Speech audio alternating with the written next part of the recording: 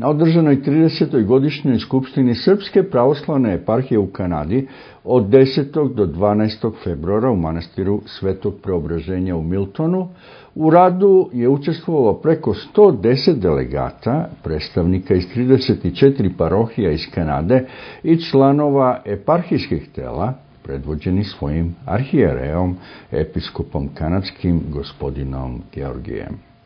Rad Skupštine se odvija u 5 odbora: misijsko-prosvetni, zakonodavno-administrativni, odbor za pozdrave i rezolucije, izdavački i finansijski odbor.